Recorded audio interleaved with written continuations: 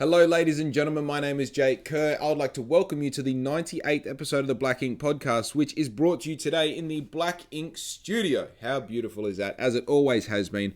I hope you're well, ladies and gentlemen, as you're listening to this, wherever you may be. Don't forget, if you haven't already, make sure you hit the like and subscribe button. If you're listening and watching on YouTube, if you're on Spotify, make sure you follow me or like me or whatever you do. If you're on Apple Podcasts, subscribe to me. Look, it just means that you get updated every time there's a new podcast. And on top of that, it helps me out a little bit growing my fan base, I guess you can call it, or my listeners, which really is encouraging because I've been doing podcasts for over a year and I've only just cracked the 100 subscriber mark on YouTube. So if you can do me a favor, go and subscribe, create a second YouTube account, connect it to your Google shit, subscribe again so I get those numbers up, and it all fucking helps me, you know?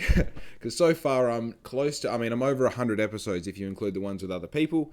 I'm over 100 episodes and not one part of this I've been able to monetize. In fact, I've had to continue to spend money on this part of my business to keep it going, on equipment and even backup stuff like different softwares and subscriptions so that I can edit these things. So not that the main priority of the podcast is to monetize it. At the same time, I definitely would like to think that there is some corner of this, part of my business that can be monetized in the future, because as much as I do enjoy doing it, it is also it's a time thing as well. I put a lot of time into this, and obviously in business time you have to, turn it into money. But also it's also cool that if I can turn this thing that I enjoy doing into another income stream for my business, then fucking oath, watch me do it.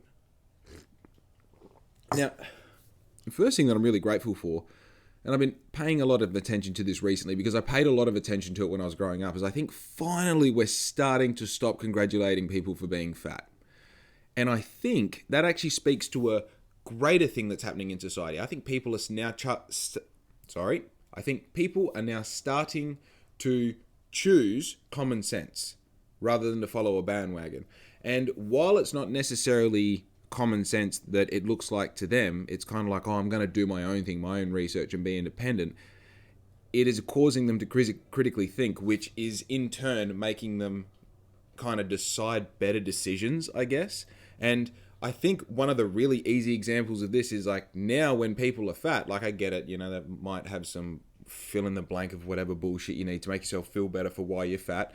But at the end of the day, there are fundamental basics we know about the human anatomy and biology as to how you can not be that, So you can do things that can actually not just affect how you look aesthetically, but your overall feeling in life can improve by doing a few very basic things that, while they do take discipline and routine and structure, definitely attainable because you're a human and other humans have done them before. So I think it's really nice that, and look, I don't have a problem with people being fat, okay? I've got a problem with people celebrating it. Because when people celebrate people being fat, that says to me that maybe two things, one or the other, or they're working in correlation, that you either look at something and don't believe what you instinctually feel, and also that you're going to be naive of real data and real facts and still say something out loud that contradicts that. So I can't trust you. Does that make sense? Like, oh, no, they're beautiful, okay, cool. But skinny version of them is uglier than what they are right now? Is that what you're saying? Like this fat person, if we get like two versions of this person, one is skinny and one is fat at the same time in their life, you're telling me the fat one is better?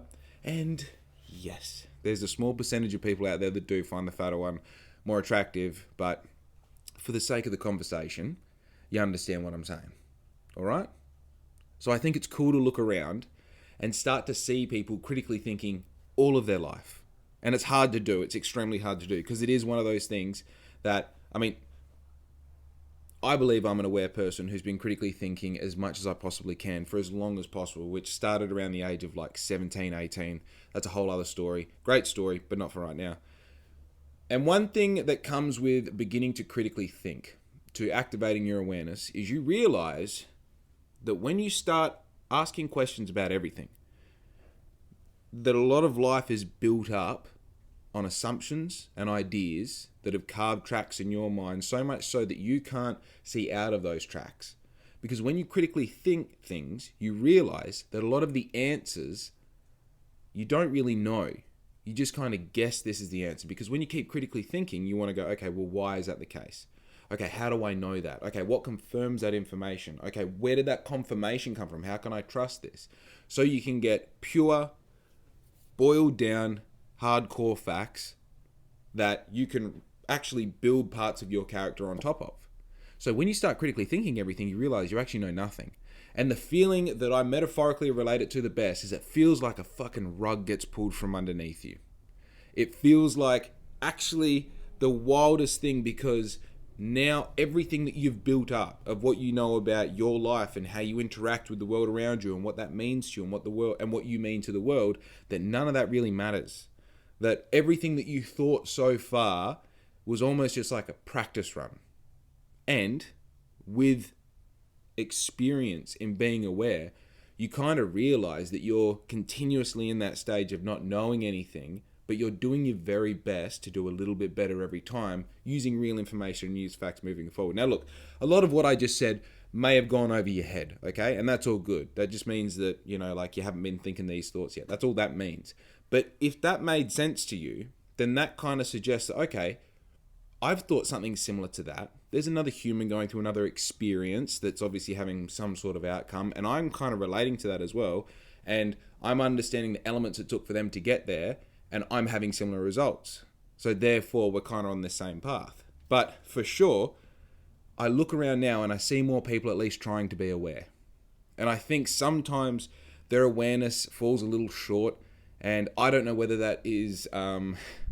Sorry, I'm a little bit puffed. I went out on Saturday night, and to be honest, I've felt like pure shit ever since I came home. But hey, I'm dealing with it. Second by second, I'm dealing with it, right? But sometimes when people fall a little bit short with their awareness and with their consciousness, I don't know it's because they're working with limited software and sometimes maybe even limited hardware. Because I think sometimes there is a capacity on a certain amount of awareness someone can achieve before their own, I guess it's still ego. So I'm not even going to say it's a hardware issue. It is definitely a software issue. People get to a certain point where their ego matches their awareness and they almost have to double down on the fact that they're aware. And in that process, they become unaware because they're like observing themselves. So interesting. I probably have spent most of my life in that stage. And to be honest, I feel like my awareness is at a point now where I had a moment this morning where I realized, it was while I was praying actually, this is crazy. I realized that I want to grow old enough to see my family do better than me. And that says two things. A, I'm starting to think about growing old, which I've never really taken seriously before. It's always just been like, oh yeah, if you make it, you make it. You don't, you don't. It seems like statistically it's a fucking luck game anyway. The dude who never smokes is a guy who gets hit by a bus at fucking 37 years of age. But anyway, without going down that road, the whole point was I wanted to grow old and I wanted my offspring, I guess, to do better than me, which means that I'm not important. It's the process that's important. It's making sure that I created the best possible platform for them to start off so that they can excel further than me. And I think a lot of conflict that is had between not generations, more so like father and son, is like getting to that point where a father has to realize that his son is the evolution and the next step. And to be able to remove yourself from that whole process before it's even started, I'm not saying that I'm like, oh, fucking look at me. I'm just saying I said that out loud and then I realized about myself, fuck, man. I actually don't really care about how it affects me and how I kind of respond to it. All that matters is the purpose, is the thing keeps moving forward. And I've talked about this on the podcast before about the psyche of Mike Tyson, the limited bit that I know from the bits and pieces I've heard, but he was, part of his hypnosis training was believing that he wasn't important. The only thing that was important was the goal, and the goal was to become the best heavyweight boxer or whatever it was. I'm sorry if I'm murdering that, but the essence of that is that it doesn't really matter what it looks like and what it feels like, as long as at the end of the day, at the end of the week, we look at what's going on. It's like, right, we got from here to here. And to observe that generationally, to go right, we just need to be doing fucking better. And I don't know if that's making t-shirts and selling G-strings for you, whoever that, my children, but whatever you do become, it needs to be fucking better than me. And for that to happen, I need to work so fucking hard right now, And part of that working hard is remaining aware. Louis is just on the other side of the yard in the shadow looking at me. She's so silly. Ah, man. So it is nice to look around in society and have this, because I definitely felt growing up that there was an extreme lack of awareness. And you could see this at the shopping centres, right? And you probably experience this now. You go to the shopping centre, you go to the farmer's market or something, and, you know, you get your trolley, you know, you're very aware of like, oh, I'm a human and I take up this amount of space, and my trolley takes up this amount of space. And I've known that because of the years of being me that I have under my belt, and probably the years of using a fucking trolley under my belt as well. I'm very aware of how this works. And also this ties into greater things like knowing your general spatial awareness. Like when you're driving your car that you drive every day, you should be able to back it into places. You should be able to pull around in tight gaps and know that your front bumper isn't going to hit anything. That's just part of like, I know it's a bit external of your body. It's something that has to be learned. But if you're at the point of traveling in a car, you should know how big that car is. Pretty much exactly. If you're in it all the time, you should exactly know how big it is, right? So when I was a teenager, when I was in my early 20s, I would realize that you go to the shopping center and you grab your trolley and you do the right thing, you know? You walk around, you see someone coming, you pull your trolley in, you know, if someone's looking at something, or if you want to look at something, right? This is a rule, okay? I don't know if you know this, but this is a rule. No one's written it down, but I'm telling you right now, for free, okay? So like and subscribe. Here's the rule. You're at the aisle, you're in the aisle, and you're looking in the section where, you know, where the baking stuff is, where you can get the boxes of cakes. And you go, I did want to get a cake, but now I see all of this selection. I want to make cupcakes instead. And there's ones with blue icing, and there's one with white icing, an option, an option, an option. So you stand back. Now what you do is you actually get as close to the other aisle as, without fucking rubbing the cheeks on it. You just want to be up against the aisle so that if anybody comes, they can walk in between you and the shit you're looking at, right? Now I know for a second this doesn't make sense because you're like, I'm not going to be able to see what I'm looking at because they're walking in front of me. But in reality, it's for less than half a second. So they walk past you and you can continue to observe. So yes, the mind does immediately go like, this doesn't make sense because they're going to be in my way. But also, the other version of that is you being extremely close to the side of the shit you're looking at. You're like up against it and you're like, you know, go past me, bro. You're right, I'm just going to fucking, is that, oh, it's a raspberry, yeah, right? So this is a rule. You don't stand in the middle. You don't let your trolley go fucking horizontal, right? You don't let it fucking, that I shouldn't be able to see the front of your trolley. When I'm coming up behind you, the only thing I should see is your fucking ugly ass and the back of the trolley. It should never be on an angle. It should never be facing the other way because you're doing it all wrong unless you're fucking coming from the other way and you've walked around the front of it. Situational, right? But I should never see the side of your trolley because that means that you think you're so fucking important that you can take up more than like, because at that point you're like 40%, 50% of the aisle. So if I'm coming past on my trolley and I'm trying to fucking, I don't know, navigate my missus and trying to trip her up at the same time as I try to do when I go shopping, I now can't do that because of your ignorance. Lack of awareness. Because do you not know how big your trolley is? Do you not know what it's like to be someone else and have to experience that because maybe you've experienced before and you can cross-correlate those things? Or do you just think you're the fucking main character? Because if you think you're the main character, you're a shit one. You're in some Bollywood fucking ridiculous thing with just a continuous musical in the background that no one's ever fucking watching, but you think is super important, right? Probably the sort of person that talks really loud on your mobile phone while you're having a conversation. You're looking around to see if anyone's looking at you, listening to what you're fucking talking about, but no one cares. Yeah, no, I told him, I told him. Yeah, I'm sure you told him, man. Why don't you go tell him fucking outside so we don't have to listen to you, right?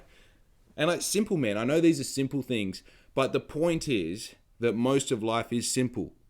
We complicate it trying to simplify it, right? A lot of life is simple. Just fucking be good. And be good in a way that you can observe the situations that you're in and you can adjust your performance so that you don't do bad things to other people that you've experienced. But it's like people use their bad experiences now that complete fucking strangers caused to go be a bad person to complete strangers. And look, sure, I've wanted to fucking break some side windows off cars because of road rage lately, and that's completely stranger based. And yes, it's out of some sort of like lack of awareness, ignorance, or just complete fucking arrogance sometimes. But that is also life. That's part of being on the road. That's what happens sometimes to everyone, right? This stuff here that I'm talking about, where awareness really kind of like matters, is like in the subconscious part of your life, where things are just happening around you and you're responding to them. And everybody, I feel like everybody has this feeling where like, oh, I just get so fucking angry, or I get so jealous, or, they talk about how them personally, they experience these particular emotions so severely that it must be their characteristic and no one else feels that. I think the reality is that a lot of people, mainly everyone, feels emotions, right? And it's just how aware of these emotions that we're feeling and how we navigate them and how we fuel them into what's going on in our life. That determines our character. So sure, you're the guy who gets really angry. He's fucking lucky I didn't clock that, can't I? But also, you're unlucky that you're at the point where like they changed you. Again, the thing is a Mike Tyson quote. Never let someone that you hate change you, right? Because then you change because of them. You're going to do something, they did something, and then you're going to change what you're going to do because of them. Well, if they did something negative to you, why would you fucking observe them? And look, man, I'll be honest. This is coming from a place where, like, I had an uncomfortable conversation with some people that I genuinely considered to be, I don't want to say mentors because I haven't really got any information off them before, but in a way, kind of heroes. They were like role models, And I just had a conversation with them that I didn't think was going to go the way that I thought it was going to go. And one of the things they attacked was my awareness. And it fucking hurt. It hurt the same way someone attacked my awareness when I was 17 and I realized I had none of it. And there's something to that makes me feel like they might be right. Because that's part of being aware, is to not think that you're better than that opinion in that moment and go, oh, they're wrong because I know I'm aware. Unfortunately, it makes you go back to the drawing board. It makes you look at all those formulas and look at fucking, has anything been missed here? Are they right? Am I not aware? So, I've been asking myself. I've been questioning. I've been pushing the corners. Unfortunately, when you're doing this after having a night on the piss, all you can feel is just bloody extreme shame and like, I don't think even shame is the right word. You just feel like negative. You just feel bad. You feel like you're looking at the worser of the two scenarios in every situation that you look at. But, I mean, it's only Monday morning, and usually I don't like talking about these things or even really observing what I've felt until it's been a good week.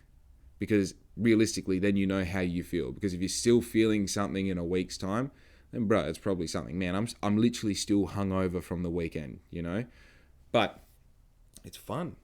You know why? Because I'm human. And I'm sure as you're a human, you've probably been here before, maybe questioning even just your performance on a night out where you're like, oh, I probably shouldn't have said that. Oh, I probably shouldn't have gone here. Oh, I probably shouldn't have done this.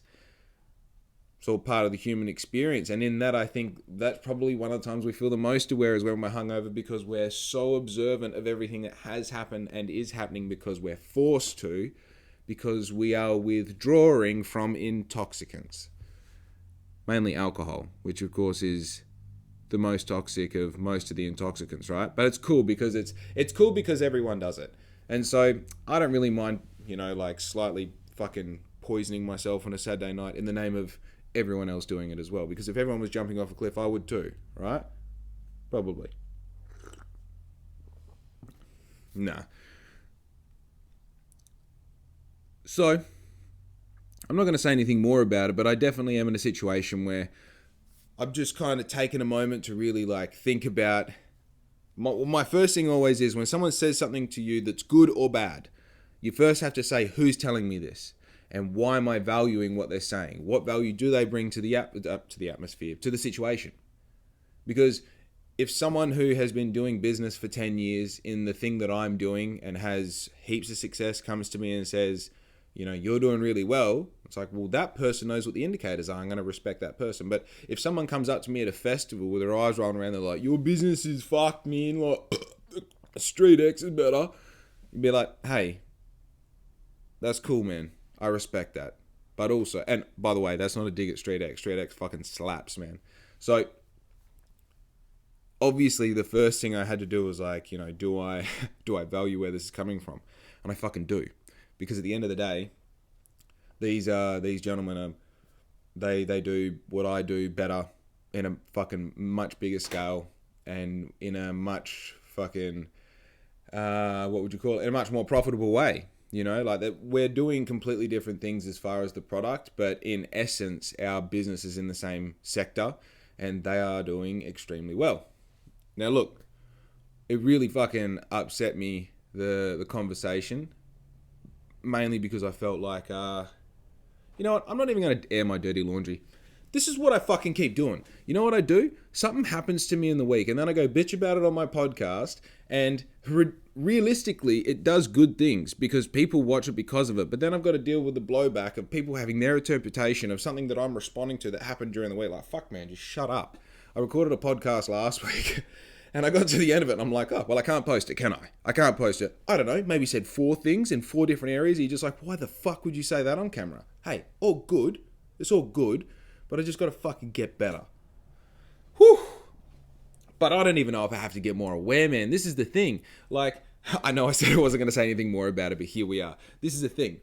They're at a point where like they were yelling at me in a club one after the other, saying that I need to be more aware, that I need to be more conscious, that my goals weren't big enough, that I don't take my business serious enough. Like, I know me. I know me.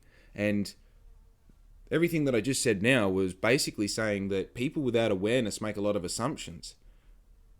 And it's like everything they said was an assumption about me, because when I, in the moment, question myself, I mean, there's some things that after you've done them every fucking day for 18 months, when you've actively made a decision to be not better, but the best. When you pray every fucking morning, right as you wake up, making sure that you isolate exactly what you're trying to achieve, and you get yourself started on that note, and you don't stop until... For me, Larissa tells me to stop at 5:30, 6 o'clock at night. Hey, come on, it's time for us to do our thing. Right? When I've done that every fucking day for so long, and I see such continuous results, and realistically, 99.5% of the people who speak to me, give me any sort of feedback, give me positive feedback about how much it's grown, how much things are happening, which they are. So when, like, I got told I don't take my business seriously enough, that I don't set my goals big enough, that I just understood that, well, you don't know who you're talking to. Maybe you have an idea of who I am. Maybe you have an idea of what you've seen. And I suggested that. Maybe you haven't researched my business. And then they told me, why would we research your business? I think in the same breath, they told me that I should be researching other businesses. Man, it's just one of those things where I feel like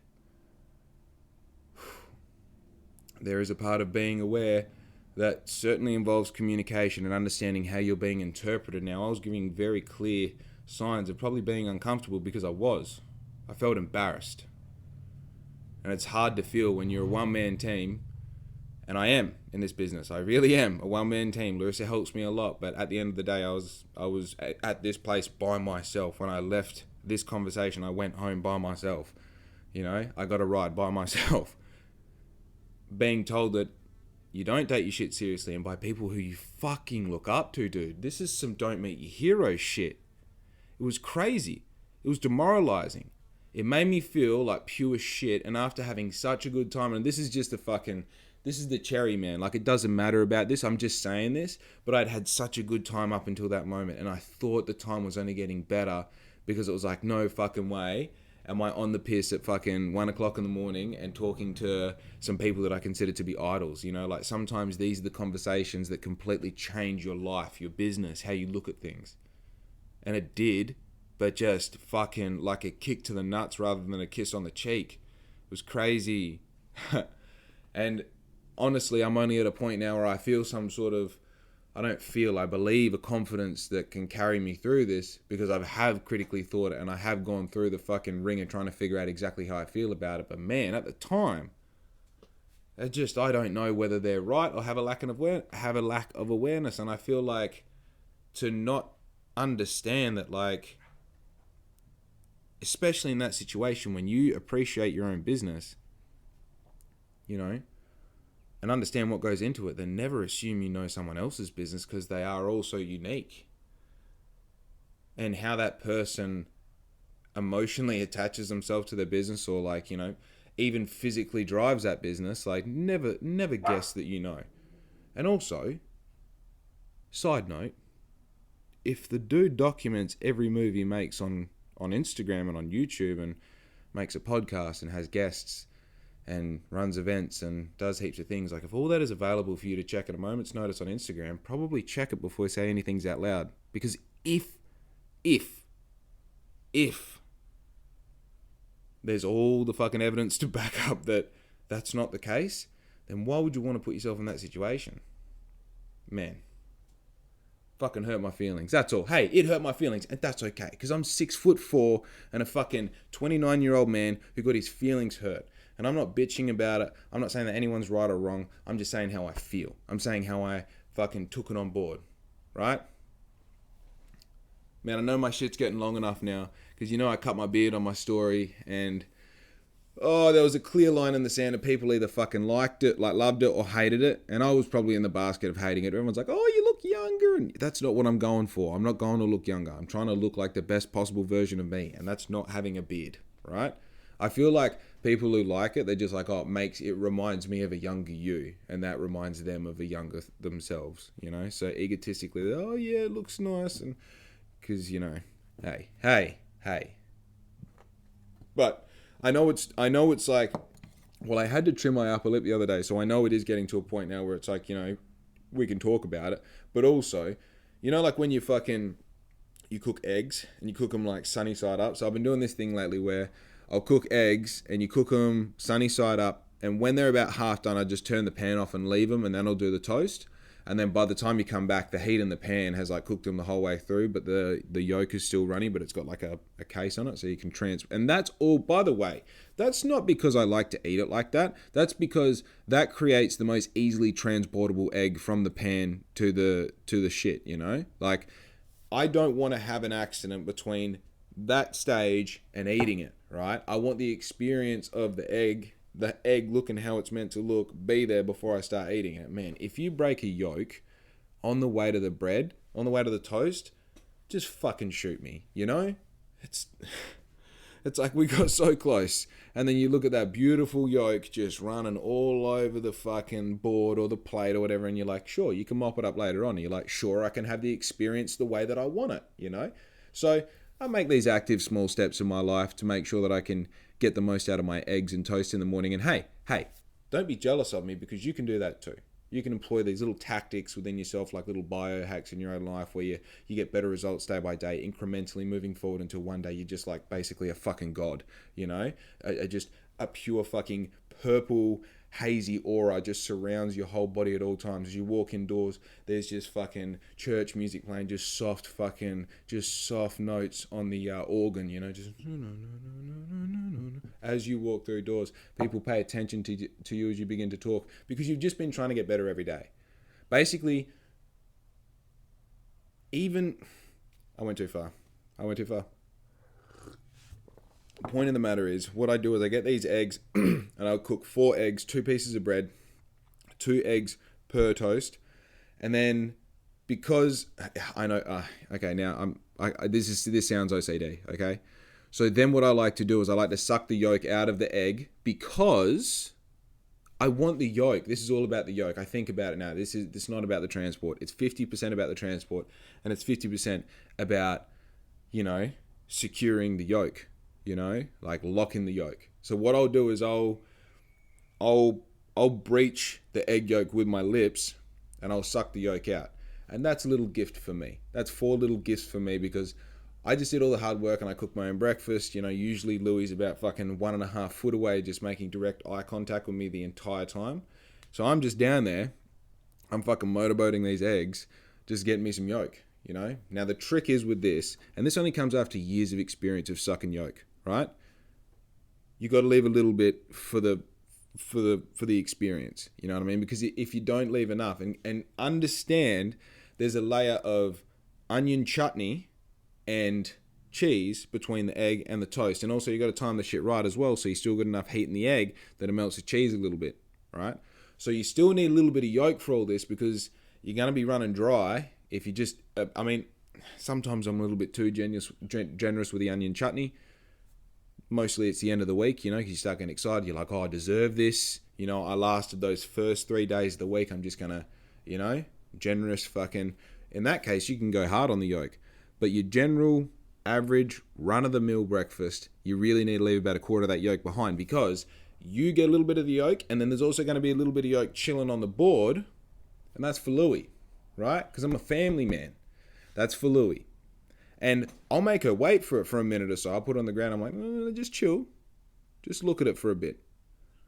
And then I'll let her eat the yolk. And then she'll clean that up for me. And then you can just chuck that board straight away, because Louie does not leave fucking anything behind. It's crazy. Can you imagine that? Can you imagine if you fucking went to someone's house and they just gave the fucking breadboard to the dog, and the dog's like, finish up. They're like, yeah. It's just like wipe. Oh my God, if they wiped it with the tea towel and then put it away, that'd be fucking nuts. I'm going to do that to someone who comes around, because that is like, yeah, no, stay the night and do heaps of shit on the breadboard the night before, and then do the dishes while they're not looking, right? So like cut meat and shit on it, and then, no, it's too far. I was going to say you could like put those two ideas together. You could cut meat on the board and then put it on the ground, let the dog lick it, and you're like, oh, no, it's all good. Rub it with a towel and then put the board back. Dude, that would be like a week-long project for me, because I would do that and we'd all laugh and we have a great time. And I'm like, now I've got to fucking get methylated spirits out and clean down like the handle that the towel goes on, and like deep wash the fucking towel. I know you don't need to do all this, but the thing is, when you're striving for perfection, unfortunately, you're staring directly at the sun and you don't have any choice. Whatever the task is, you've got to do it properly. Now, let's take this absolutely fucking made up situation of wiping down a board that I've cut chicken on and let Louie lick, right? And then I've put that towel to one side. Now, right, okay? Completely made up situation. The towel is hanging on the handle on the oven, right? You can see it in your head with me now. Chicken, cutting up, dog, licked it. I've got the towel, I've wiped the board, and I put the board away next to the other bread boards, and I put the towel on the handle, on the oven. Visualize.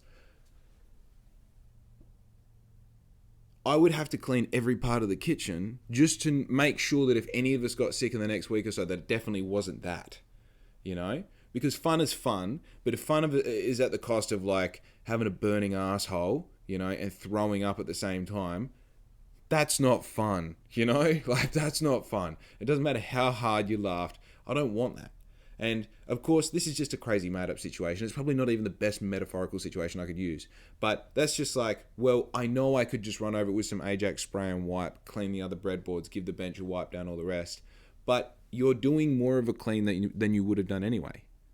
So why don't you do all of the clean? Why don't you mop the floor while you're here, you know? This is the thing. It's like, you know, people who sweep the floor and then they sweep it into a corner and then they leave the broom over the pile that they made. Now, look, I'm not saying this because Larissa did it the other day, because to be honest with you, that's the first time I've ever seen her do it, which obviously, as a non-assuming, critically aware person, I thought, you know what? Something's obviously happened, and she's gone, da-da-da, that gets it mainly cleaned up, but I'll sort that out later. Or if someone else comes along, they can clean that up for me, because in reality, that's an easy job. And it takes 30 seconds, and it's not a big deal. And they probably live here as well, and also pay rent. So they can fucking do it anyway, you know? And I know it sounds like I'm being sarcastic, but that's the reality of what happened, you know? But there are some people that just always sweep to the corner and then leave the broom over it, you know? Like, hey, when you wipe your ass, how much shit do you leave behind? Do you leave the toilet paper laying around as well? Because remember, how you do anything is how you do everything, right? So, when we're sweeping up, well, let's sweep all the shit up. Is the floor actually in need of a mop? Oh, well, I'm going to mop it in 3 weeks. Well, in 3 weeks, we could have mopped it twice by then, or we could have mopped it just once at the end. And this is the thing. When you start doing shit like that, let's talk about it. Let's break it down, okay? I don't clean up every day. I just clean up once every 2 weeks. So that means that cleanliness is a pinnacle for you. It's not an expectation. It's not a standard, right? Because, sure, I can understand that you can take my argument and use it against me to say that I'm not being clean enough and living by my own rules. And you know what? I agree. Because it comes a certain time and point where you have to be realistic, and you have to be time aware, and you have to be sensible about the decisions you make, and actually, you know, go, okay, obviously I would love to repaint the house if we're actually going to clean it, but that doesn't make sense. because that's crazy. Okay? But if you're having that discussion, that means that we don't have a problem. The discussion that I'm having is people who go like, oh, I don't need to make my bed because I'm just going to messy it up again tonight. Yeah, you piece of shit. That's what you are. And that's fine. That's fine. You be a piece of shit. But you're not having the same conversation as me. You know? Oh, why would I do all the dishes twice a day? Well, I don't know, because then you've got access to all of your dishes all the time. That you can live so fucking radically that if you get the first spoon out, like, dude, this is how I live, right? This is the benefit of being slightly OCD. And you know what? I'm not OCD. I'm not OCD. I'm not ADD. I'm not ADHD. I'm not autistic. I'm someone who, whatever the fuck is going on, I'm making it work, okay? Whatever that is called, whatever that diagnosis is. I think there was, what's the fucking... Oh, I forget the name of the doctor, but he basically said it's being a mad cunt. So I guess I'm just a mad cunt who just gets things done, right? But here's I don't even remember the benefit of what I was going to talk about, okay? Fuck me. Oh, that's what it was, right? So this is the thing. When you do the dishes all the time, right? So, they just need to be done, do them, you know? I've got a little routine. I put my pink rubber gloves on, turn the water on as hot as it can go, and I fucking rip into it, right? Right? I'm like a bot. I just get it done. I don't even think about what I'm doing. I just get it done. I just get it done twice a day, 3 times a day, if that's what it takes. But then I'll go to eat, right? And I might decide to have, half a dozen, maybe a dozen, maybe 2 dozen spoonfuls of yogurt out of the 1 litre yogurt tub. So I'll get the first spoon, and I might have a couple spoonfuls, and I might sit that spoon down at the sink because not an animal. And then I'll get a different shaped spoon because I like to use different shaped spoons, right? So I'll get a different shaped spoon. Sometimes you might go from like a teaspoon to more of a sugar spoon, get a bit more of a hip on it. And then sometimes I'll mix it right up to a soup spoon because I just want yogurt, And that's the thing, like it's fun to use small spoons because to every like 1 big spoon, you get 3 small spoons. You're like, this experience lasts longer, Dopamine addict. But the point that I'm making is I am frivolous with my utensil use because I'm not scared of doing the dishes, right? And also, I do not ever go to make something and go, I won't make that because that pot's dirty. Or I won't make that because it requires 4 bowls and there's only 1 clean. You know why? Because I'm not a bitch. Because I get it done. Because my standard of living is somewhere reasonable. That's all it is. And look, I'm not even bragging. I'm literally just talking at this point. I'm literally on a technical level. This is all just talk. Okay?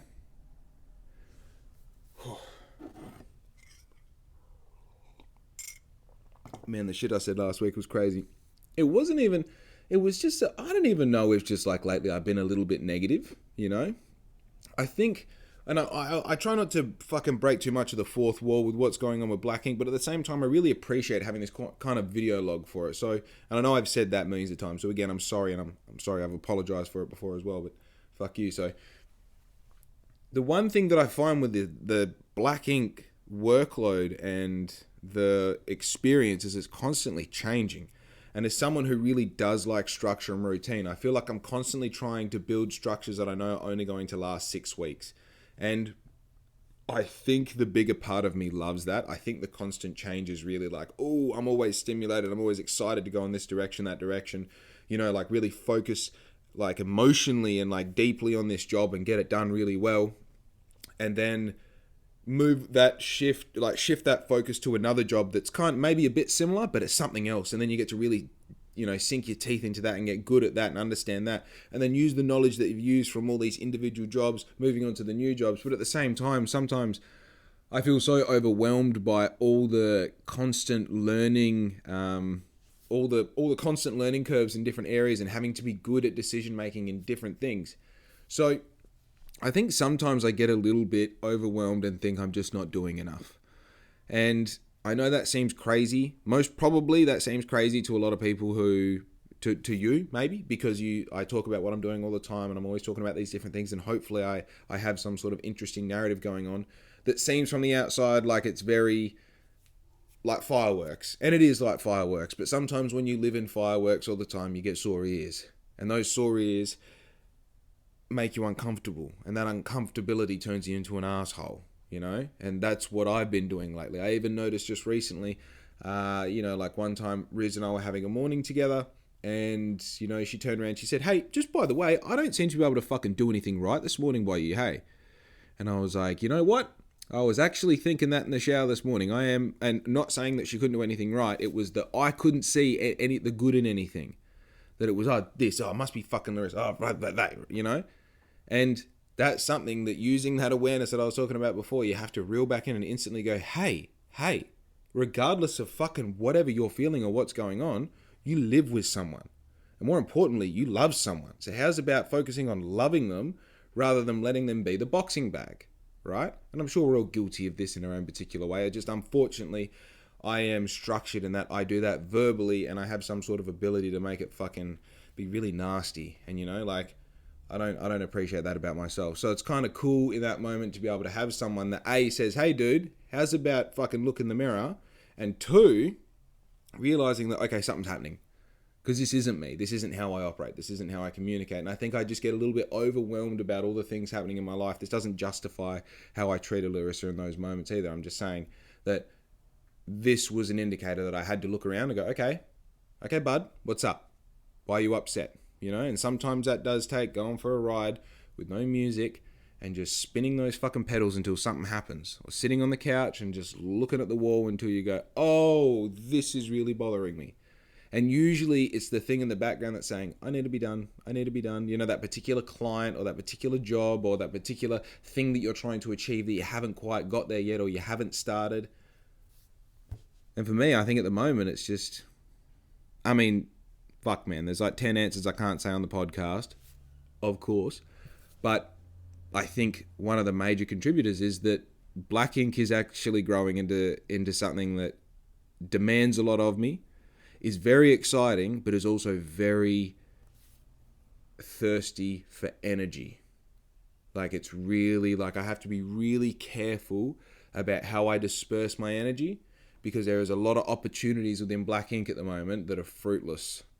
And there's a few of them that are really good that I need to focus on and get good at focusing on those. And I think the understanding of that to begin with is really taxing on me and it causes me to be overall negative to people sometimes. But also, it's the learning curve again. It's that thinking fuck, there's this whole new element to business that I now have to be aware of. And I have to be considerate of myself and how much I can actually achieve because that in turn determines my value that I have to offer people. Because if I say to you, I can do this, and you go, sweet, Jake can do that. Everything he said that he can do, he does. And then I don't do that. Well, that fucks up my character. That fucks up my business. And if that comes from me not having the awareness to go, oh, yeah, I can do that. Sure, you can do it theoretically, but you've just said you can do 15 other things to 15 other people this morning, and you haven't got the shit done from yesterday you said you were going to do, and you've been doing this shit for years. That can't be me. So now I'm trying to be disciplined in not only obviously the jobs that you take on, but discipline in the relationships that I maintain. Because, this sounds, there is a particular perspective here that sounds gross where it says well, you only maintain the things that benefit you. Fucking yes, that's not business, that's life. Don't hang around with shit that doesn't help you grow, right? So now, when I go, right, this person wants to talk on the phone. Okay, I have 10 minutes for you. I have 10 minutes. Or this person wants to talk on the phone. I have an hour for you. I certainly do. Right? Because this person over here wants to talk about the footy or fucking whatever. Cool, very cool. But this person over here has a business. Or this person over here believes in what I'm doing. Or this person over here.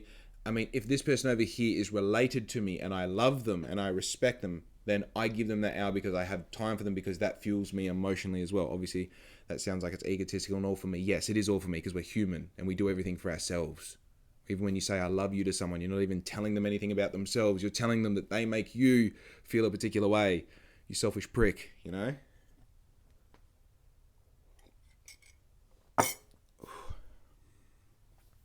Dude.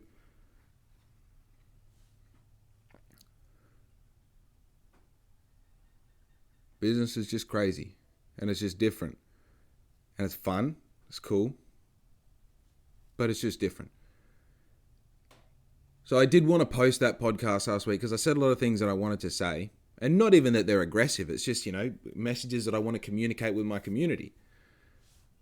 But I think the like 3 or 4 times that I had a real fucking like snap at myself in the camera, and it was probably funny and it probably made good content. I just didn't believe in it. I didn't believe that I was upset. I didn't believe that even if I was upset that I was communicating it properly. I think there is space for being realistic and saying, like, as I have right now, I told you, I feel like it's funny, this is always the terminology that I use in these situations, and I think maybe it doesn't describe it right, but in a way, it certainly does ring true that it fucking broke my heart in a way, I just thought that maybe they took me as seriously as I took them. And obviously because I don't have the results or because I don't have the following or something, that wasn't the case, And it broke my heart. That's okay. That's okay. Because you're not going to have a good time all the time. But yeah, there's some negativity as well that I don't want to come across as just a fucking dickhead with a podcast that's taking advantage of people listening either. So, hey man, it's all fun. Now, the point that I was making about the eggs is I know my beard is getting long enough now because when I suck the yolk out of the eggs, I get fucking yolk in my beard. And that's something that used to piss me off every time I did it, every morning. I mean, dude, come on. You look like I've just gone down on fucking Marge Simpson or something. I got all the beard and like all the fucking... And dude, they're farm fresh eggs. Like they're literally from my dad's chook's assholes. So they're like real eggs. And you've got all the golden fucking beautiful colors just embedded in your beard, and you're just like, hey, hey, what the fuck? So I got to go wash it out all the time, and that was part of like, that's not the reason that you shave your beard, but that happens, and then you've got a reason to shave your beard. You've always been like, oh, I kind of will, maybe, I masturbate with the idea a little bit, but then one day, just like that happens, you're like, hey, guess what I'm doing today, guys? I'm shaving my beard.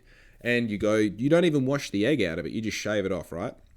So when I shaved my beard off, funnily enough, that's when I realized like, oh, I'd rather have egg in my beard than have no beard at all. Okay? I would rather have egg in my beard than look like a weird fucking hairless, like, I don't know if you've ever noticed this before, right? But your boy's hairless, okay? Like, I grow about 16 armpit hairs in total. I started growing pubes when I was about fucking 28, right? I am a hairless person for some reason, a genetic freak, I don't quite have the aura yet, but I'm on my way. So when I don't have a beard, that's why I look like a child who's been tattooed, right? That's why I'm like, oh, you remind me of a younger you. Yeah, like a 14-year-old me, right? Dude, I'd rather have egg in my beard than look like a tattooed 14-year-old. Okay? But, look, before I sign out, a little bit of an update with what's been going on. Freestyle Kings over the weekend was absolutely crazy. Jake Holloway, Muggins, and all the rest of the crew did an absolutely fucking amazing job at throwing a brilliant show, a fucking awesome setup, and like as far as an event goes, it was super inspirational for me to look around and go like, okay, cool. There's a new ceiling on what can be achieved with an event, because these guys had a sold-out show of 10,000 people on an average of like $90 spend each for tickets, right? So 10,000 times 90 is that, well, 1,000 times 90 is 90,000. So that's like 900. Is that 900,000? I don't even know. Hey, I don't even know. But then they had 2 merch stores that were selling $50 hats, $50 shirts, and $70 hoodies. Now, that doesn't make sense, okay? Because your hat shouldn't be as much as your shirt, and that's all good. You're like, hey, what do I know about retail? Absolutely nothing. I know about my stuff on my store, but the hat was ridiculously good quality, and the shirt was just a shirt with a one-color print on it. Fucking gangster. I love their work. They would have made heaps of money. They put on a good show, made it really memorable, and they let people take something home that's going to remember them. Fucking fantastic, okay?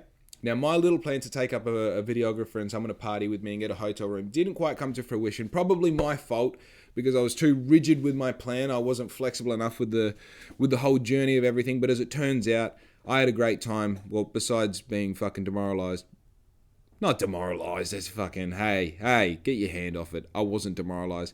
I guess besides having a less than desirable conversation with people that I considered to be role models before that conversation. So, and look, you know what? In a way, I appreciate. I know I'm talking about it some more, but we're fucking here, okay? We're here. You've already got your seatbelt on. Just shut the fuck up, okay? I appreciate it because now I'm having this conversation with myself. I'm checking myself. And in essence, that's what they were asking me to do. Do you take your shit seriously? You know? Do you fucking, like, they were telling me how they fucking haven't, you know, like, done anything social at whatever for a long amount of time. And it's like, I have to ask myself, like, am I too social? Should I be packing boxes or whatever? But the point is, I believe that conversation happened for a reason to begin with. And on top of that, I am having that conversation with myself, checking myself so that I can sit here on camera and say that I am aware. Does that mean I'm a good actor? Or does that mean I'm conscious? But the Freestyle King Show is absolutely awesome. We're still working towards, step by step, we're working towards this Black Ink team building day, which is going to be fucking crazy. I'm not telling too much because I still want it to be a surprise for the people who actually book it. But just to recap, it is a Black Ink team building day where there is going to be 12 people present. Out of those 12 people, 9 of them are going to be guests because we're going to have one driver, one videographer, and myself, which leaves 9 positions available on the limo that is going to be transporting us around. Now, we're all going to be picked up either in Bunbury or in Perth, depending on where you live. We're going to be doing 3 different activities / experiences in Perth, and in the middle of that, we're going to be having drinks and lunch at a place that is already designated and organised. Right, this is going to cost about $500 per person. And you're thinking, Jake, $500 per person. What are we going to fucking hire escorts or something? Hey, we might. We might. That's why it costs $500 because this shit's going to be wild. Because I'm trying to create memorable experiences for my customers. And that does come at a cost. Right? I'd do this shit for free if I could afford to do it for you, but I simply can't. Okay? But what I can do is I can organize this shit. I can make things so fucking unbelievable if we do work together. I believe so. So, the Black Ink Team Building Day is going to be happening sometime in the next 2 months. The transport has been organised. A few of the things that's going to happen during the day have been organised. All of it is a secret because on the day I want these people to have their fucking... I don't want their hair blown back. I want their hair ripped out. Okay? I just want them... I literally want to fucking deglove their whole body. Right? I just want them to disintegrate in a nuclear holocaust of fucking awesomeness. Okay? This is what I want. So if you want to be a part of that... reach out, DM, let me know. I'll put your name on the list. And then once I've got that list full, we can lock in that day. We can start having some fun. You understand? So the Black Ink Team Building Day is something that's coming up. It's going to be heaps of fun. I'm puffed again, okay? Because I forget to breathe. I get excited. Start rubbing my legs and shit when I get really excited. That's when I know I'm on something that's going to fucking bang, you know? Okay, another and my last idea that I'm going to share with you today is the Black Ink Coffee Table book. Now, I'm not sure if I brought this up on the podcast before or if I just said it in last week's podcast and then didn't upload it. But my plan is to make like a 20 to 50 page book that, you know, is about A4 square, I don't know, you know, about nyarish big. You know, if you're just listening, it's about that big, if that helps at all. See what I did? I did the same thing twice. So this book is going to be probably about 60% photo and 40% text. And what I'm going to do is accumulate as many photos as I can. I've already actually started this process and I'm going to start a little bit of laying out what it's going to look like. But basically it's going to give you a reasonably detailed history of Black Ink. It's going to go from before the coffee van was even labeled as Black Ink when it started as Cappuccino Express and go the whole way through transforming from a coffee van into a coffee van and a clothing brand. And then the sale of the brand, what I did in between that and the revamp, which includes the fish finders. And then once the revamp happened, everything that's happened between then and now. We mainly be focusing on all of the releases that have happened, the events that have happened, things that people have like got together and made happen, and also the like actual progress of the business, like where the indicators are. So it's like at this point we bought this piece of equipment and that allowed X, Y, Z. And then at this point we bought this piece of equipment which led to this, this, and this. So I'm very excited to release that. I have a feeling that that's going to be I'm just excited as like a as a project, I'm excited, and as a product for the community, I'm excited, because I feel like it's something that obviously will be great the first time you read it, but I think that's something that in 10 years that's going to be even better to read as well. Because fortunately, this whole journey started in the midst of social media, so everything's been recorded, everything's been taken photos, and everything's been saved. So accumulating all this stuff is actually quite easy. The hard part is just how that book is going to look. But I'm going to let you in a little secret. I've been waiting my whole life to write a book. And in fact, I've probably been practicing most of my adult life writing a book. So I'm so excited once all these pictures are collaborated in order, looking sexy, to go through and start making all of those, I guess transcripts you call them, or all of those like pieces of writing, just to like match all the photos and go on the pages and lay everything out. I'm super excited. It's a very big project, but to be honest with you, I'm going to do what I can with what I've got in a time frame, because I believe that this is one of those projects that no matter how happy I am with it, I'm always going to be happier with it if I spend more time on it. So what I want to do is give myself a time period. I've already got a rough idea in mind, and I think that idea is fucking way too ambitious. So I'm writing it in pencil, but I'm setting this goal of getting it done in, I don't even want to say. I'm just gonna keep it to myself for now. But the idea being that, because I know I've got that in mind, I go, right, where I would spend another 2 weeks doing this particular part, I'm going to get that done in 2 days. And then I'm just going to move on to the next bit that I would have liked to have spent a month doing, but I'm going to get that done in 4 days. And then that way at the end of it, even if it's super rough and it is a shitty first draft, at least I've got something to look at rather than being in the second week of that fucking first step and being caught up on all these ideas. Because I mean, like most projects, most of the time you're better off just to, unless you've done it before and you've got a really good idea of how that schedule needs to look, you're better off just getting everything done as quick as possible before the deadline and then going, right, what doesn't work? What needs work? What looks good? And then just apply yourself to the areas that make sense. So who knows? Maybe I'll publish a heap of books. Maybe this will be the only book that I publish, but regardless, it is something that's going to happen. It's something that's going to happen before the end of the year. So that's one thing that is on my radar and I'm actively working towards. So if that sounds good to you, make sure you keep your eyes and ears out on all of my social media channels so that you can see the progress. And also, if you want to get yourself a copy of that, you can get yourself a copy of that. Now, the good thing about that is once it is actually created, there will be a time period between then and when the books are released. So that's probably going to be about a 3-4 week window. So if you are dead keen on securing one of those books, I'm going to be doing a pre-sale as soon as they go into publishing. And then there'll be some sort of, you'll probably get something for buying the pre-sale as well. It'll cost the same amount as a book when it comes to release, but I might throw in, I don't even know what I'm going to throw in. I might sign the cover or something, or a dick pic or something cool, So, and look, there's a limited supply of dick pics, so get in fast. If you haven't already, jump on all of my social media pages, like, subscribe, follow, share, send to someone, save, fucking download it and put it in a folder for later. Do whatever you need to do. Be good to your mum, because I am fucking out. Yo!